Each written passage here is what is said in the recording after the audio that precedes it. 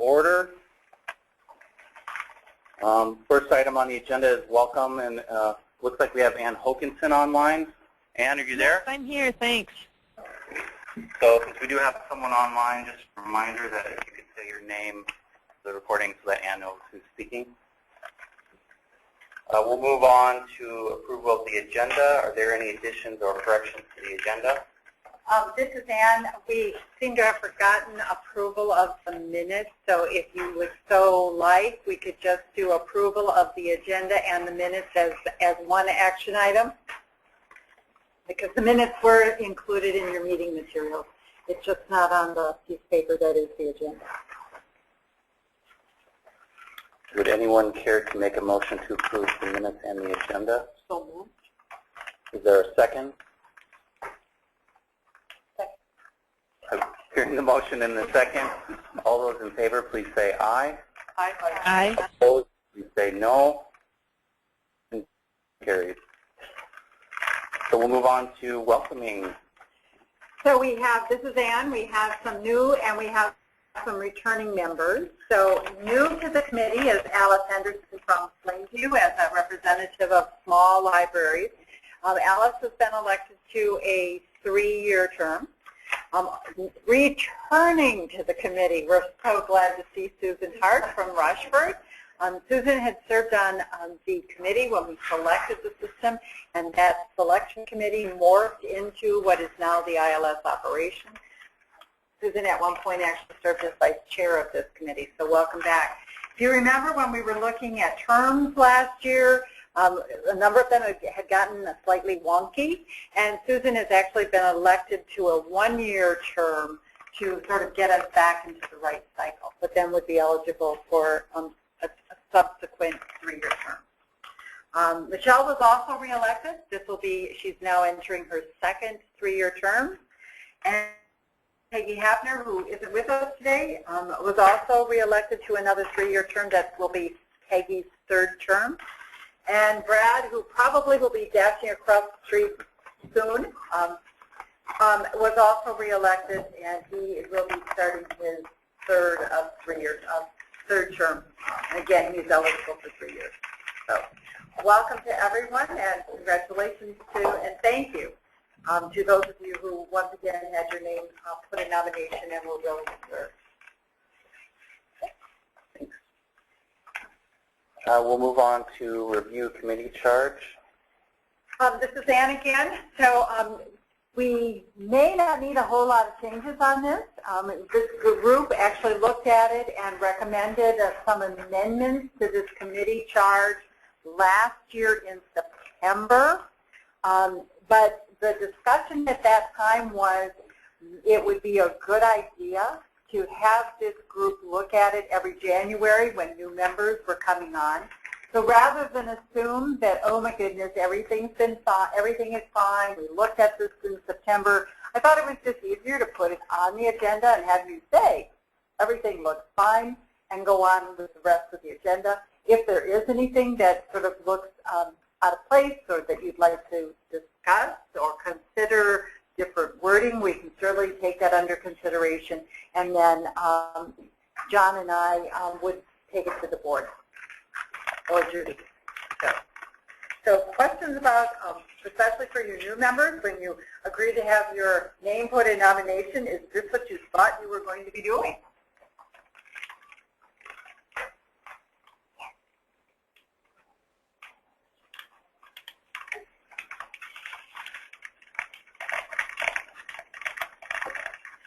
Are there any questions or comments for Ann? I'll ask one more time. Are there any further questions or comments regarding the review committee charge?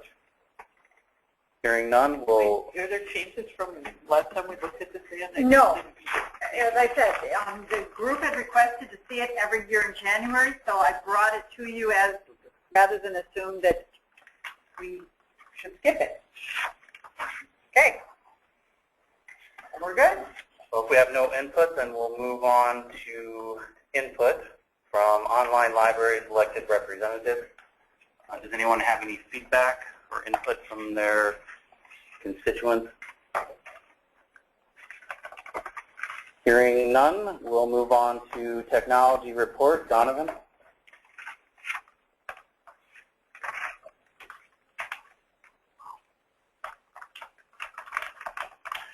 All right. As usual, we'll start off with the cooperative technology purchases. We're wrapping up one and getting another one started. The fall 2014 purchase is complete except for one deployment. The library that had purchased those PCs is redesigning their public space, and they needed a little more time before we could bring the PCs out. That was Fairville, Buckle Memorial. So that should be done by the end of this month. The orders for the winter purchase are due on January 30th, and I can tell you they are rolling in. Yeah. It's very good. Yes, Mary Kate. iPads were on there, but yes, but no backup for iPads. I'm not using the right word. Support? No support for iPads. That is correct. We do sell the iPads. We don't provide support for those through our PC support service. We could do something through a special project if the library wanted us to.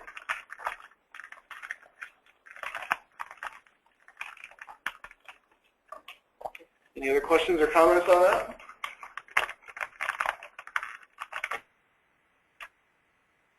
The 2015 PC lease is underway. We are deploying 31 PCs and 23 monitors at 2 libraries that are starting new 3-year leases. 2 libraries, the same 2. Since our previous lease has wrapped up, we are shipping back 13 PCs and monitors back to Dell. Those deployments were completed on January 9th.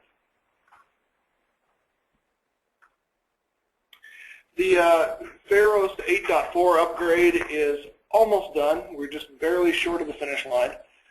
There's one library left to deploy. That library made a large purchase of new PCs, the cooperative purchase program, and so they are not quite ready for us to deploy yet. They and we agreed that it made no sense to upgrade Pharos on their PCs that are coming out in about a month. So the plan is to finish that up in February or March.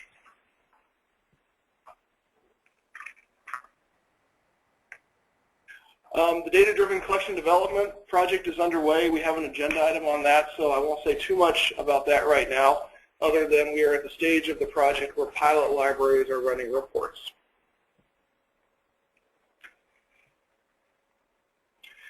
We have completed the online library switch replacement for fiscal year 2015.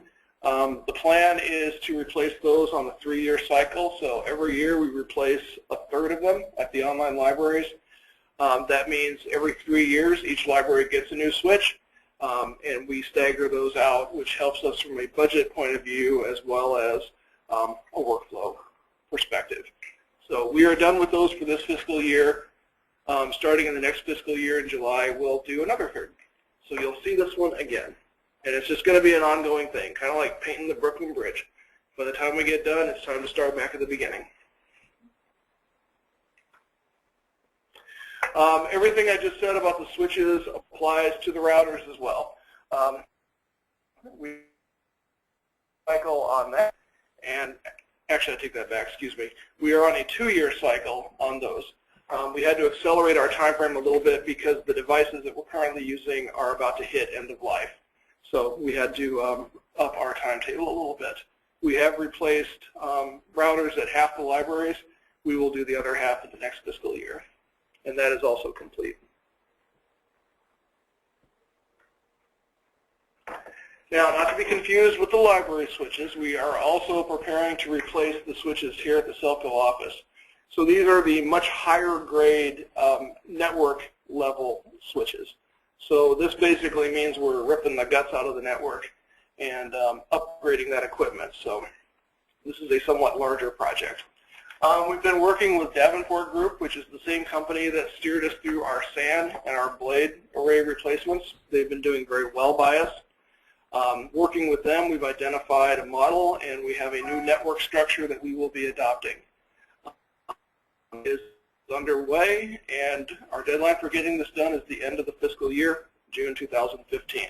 We have not set a date to actually do the work. We're still in the planning process. We intend to do that without any downtime to the libraries. But as we get closer and we have the plan more fleshed out, I will bring that back to you for your information. Donovan, I have a question. Yes, Ann. So in the 3-year planning cycle and turnaround time on things like that, I'm used to thinking about 3 years as just the norm. But at one time, people talked about 5 years or 4 years. Is that just continuing to be the norm? Is there any discussion anywhere about that? I would say the norm for most kinds of networking equipment as well as PCs is usually considered 3 to 5, with 3 being the most desirable, but 4 or 5 sometimes being accepted as a compromise for cost.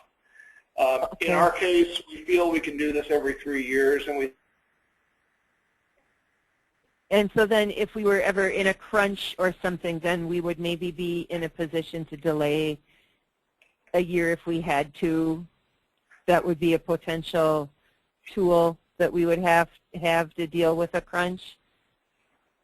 Well, if we had to, we certainly do have some discretion as to which of the 3 years your library is included, but we do worry about having that equipment out there too long.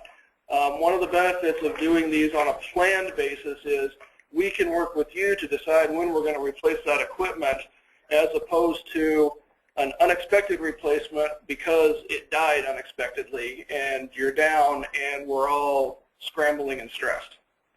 Right, we can generally do this with very little, if any, downtime. That's been our MO so far.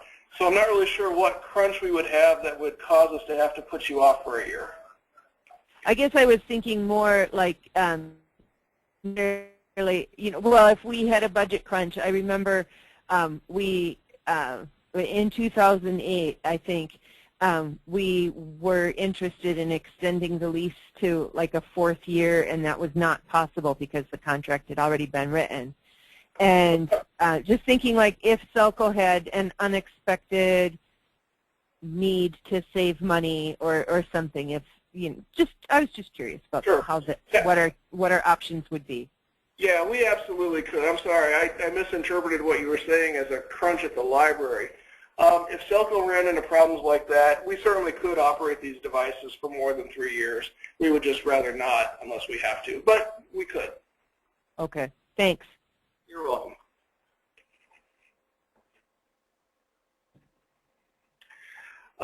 We have been planning for bandwidth upgrades for E-rate. This is the time of year when Amy is filling out voluminous E-rate application forms.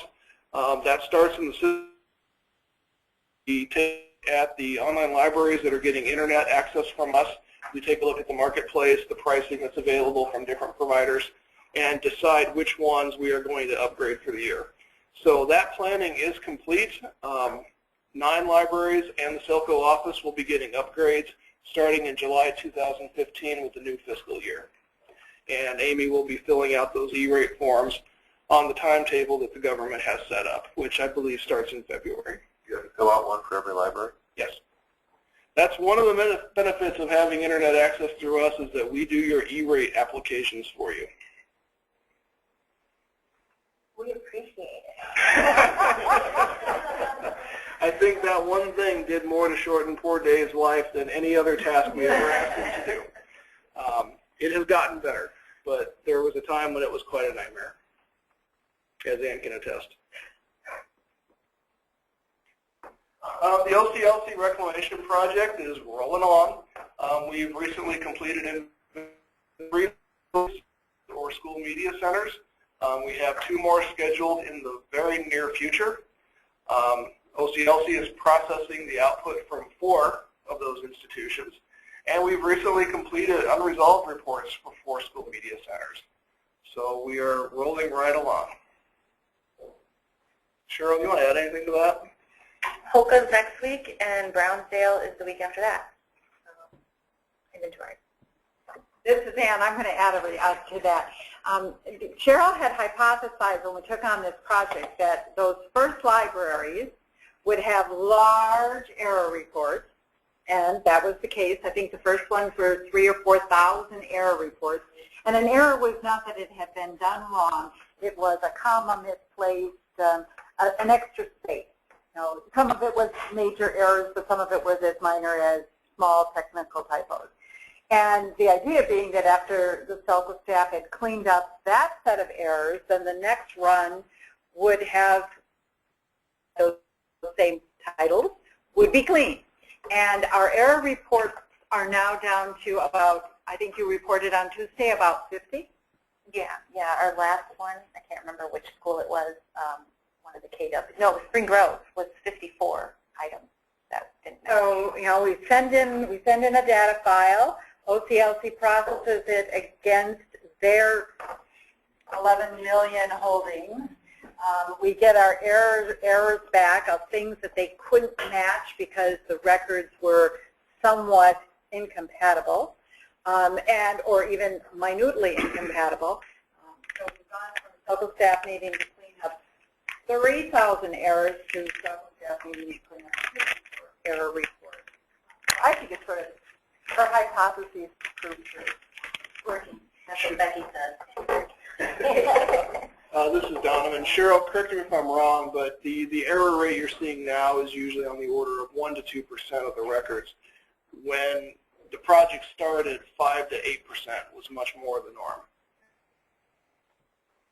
That's correct. Notice customization and automation. We have an agenda item on that, so we will talk more about that in a few minutes. Hang on a second. Can I ask you a question, Donovan? You bet. So in terms of that project and the inventories, are you going to actively encourage continued inventories in the future? How? What Primarily, what I've been doing, this is Cheryl, is when I've been on site with you and started your inventory, I've encouraged you to set up a rotating schedule, especially for some of the larger libraries. For example, like I had a conversation with Justin at Cannon Falls about doing a third of your collection this year, a third of your collection the following year, a third the year after that. If doing one inventory every year is really too daunting for you, do a third of your collection. And I know Alex does that already. Michelle does an inventory every year. So and Pat does too. So there are libraries that are doing inventories regularly, but if it's to do it at once, I really encourage every third year. I will be sending emails out as we kind of wrap up the inventories we've got left for this year and encouraging people to get themselves on schedule like that. do you plan on assisting with those inventories in the future as you had with this project? Well, to say that sort of depends, because it's a huge staff commitment for us to come out there and do your inventory. You're looking at, what, 3 or 4 of us out there for an entire day. Now we're out there the whole day to scan, and now we're back. So I don't think that's something I could commit to without speaking to the powers that be. So we'll have to take that under consideration. Yeah. And I know it's helpful for the libraries to have somebody out there, but it isn't always feasible. It may be one of those things that in the end, instead of sending a whole team, that send a person that sort of join a team at a location. We have done that before we did the OCLC project. Whoever set up, took the inventory question on the help desk, you generally went out and did training and helped for part of the day, if not all of the day. I'd like to go back to that model. And certainly I know in Fillmore County they helped each other, so we might encourage some mini teams for some cross-pollination.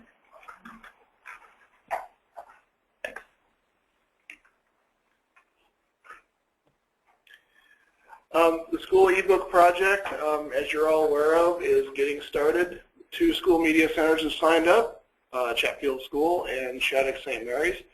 And we have a 3rd hopefully coming. Is that I would say a couple possibly, because I've got another site visit next week. Okay. The deadline for discounted entry into that program is the end of this month.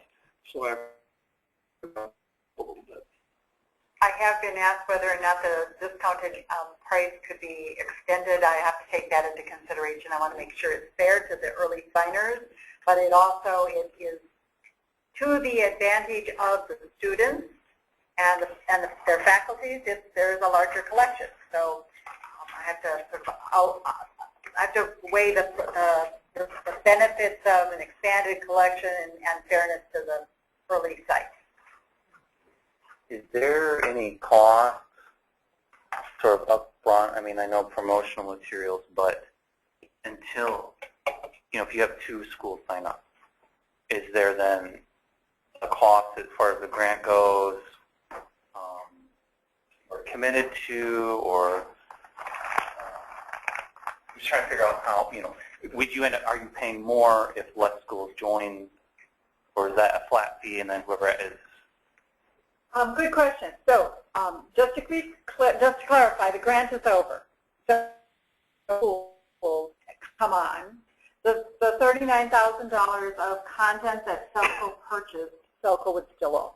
And we could make that available to any school without a membership fee. So any ongoing costs after this, the way the project has been designed, will be covered by the participating schools. So if we want to add content to this collection, which is the goal, all of that will be done by the online library's participation. The publicity that went out, Mackin was so excited about the fact that they were finally getting a foothold in ebooks for schools in Minnesota. Other than right now, they have Mackin accounts with individual buildings or individual school districts, but this is the first time that they were talking about more than one district. They have a statewide consortium in Iowa. They have a large, nearly but not quite all statewide consortium in North Dakota, and they've been wanting something. So the publicity that we actually sent out, they took care of creating it, their PR team, they printed it, and they mailed it. So that was great because we advised on it, but we did not have to actually pay for that. Where it would have an advantage, so the advantage of this, if 2 schools participate, we have the $39,000 of content that the grant bought, and the student fees that have been, that those 2 libraries or 2 school districts will contribute will be about another $7,000. So we would be able to buy that many more titles, and that would be the content for the first year. In the second and third subsequent years, that $7,000 would come again into the budget, so we would buy another $14,000 worth of content if no other schools participated. And the prices. So the collection doesn't go away. And the collection doesn't go away. It continues adding. And unlike Overdrive, if we decide to discontinue our relationship with Mackin, we still own the content. So it's not a licensing, it's an owning. Where the quantities come into play would be in these are all single-use titles. So the Overdrive model of 1 book to 1 kid is the same. If 1 kid has it checked out, another kid can't, unless we buy multiple copies. The multiple simultaneous use, where you could have every single 4th grader in all of southeastern Minnesota, gets really expensive. Now that price varies based on the potential school population. So if we only have 2 schools, we could potentially go to them and say, okay, had we bought To Kill a Mockingbird for all 200,000 kids in southeastern Minnesota, it would have cost $20,000, but if we want To Kill a Mockingbird for your 2 schools, it's going to cost $3,000, because the multiple use titles are based on the potential population to have simultaneous use at one particular moment in time. So there are some advantages to a greater population, both from the point of view of growing the overall collection, and if we want to make a foray into multiple simultaneous use, we would need more libraries. But like I said, if these 2 are the only 2 that sign up, and they sign up for 3 years, the collection will stay The other thing is that if a school is already a MACN participant, their content will be available with this merged for their students. So in the case of Chatfield, they have access to everything that SELCO is making available through this shared account. So everything that we buy with this now $46.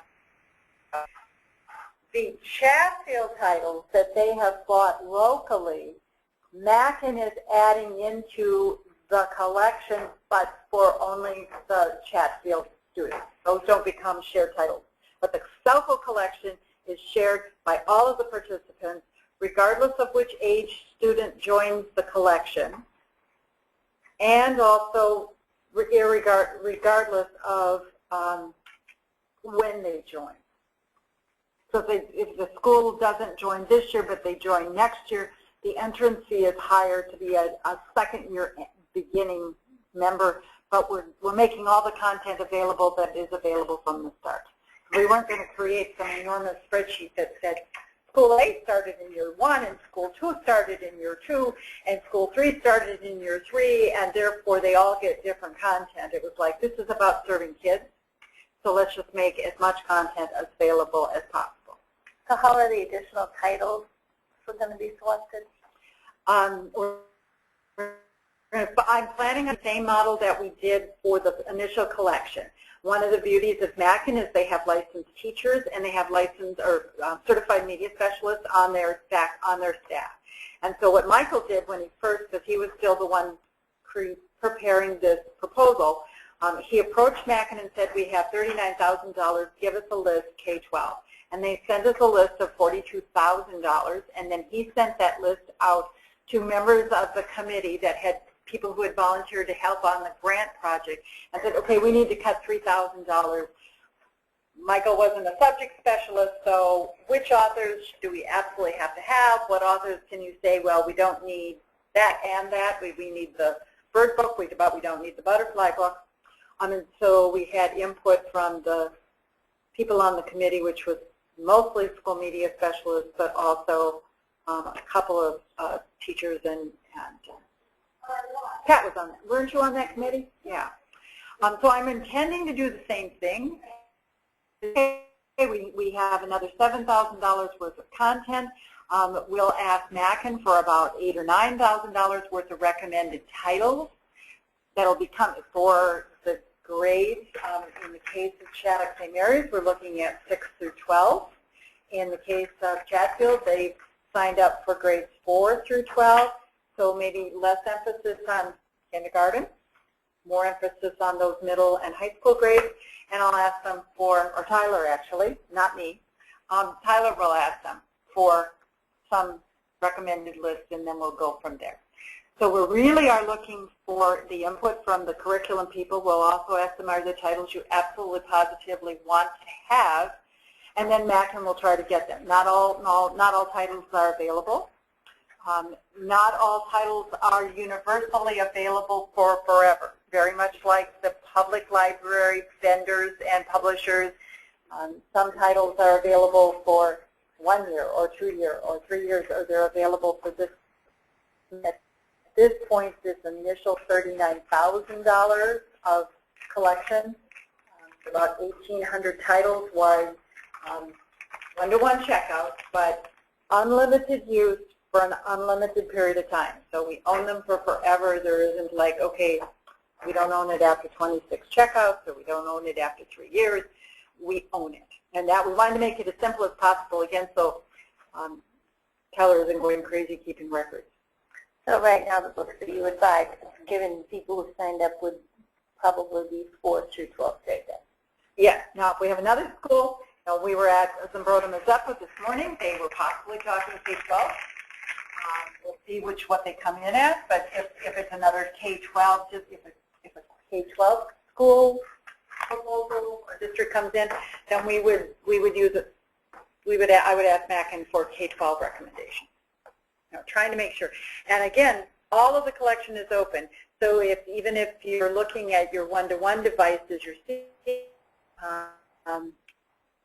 but you've got some kids who have special needs that need lower reading levels, the whole collection is available. Likewise, if what you're doing is your middle grades are using one-to-one devices, we're going to turn on the whole collection so that if you've got a gifted reader, they can be reading at an 11th grade level. And this is probably way more than you wanted on this technology report.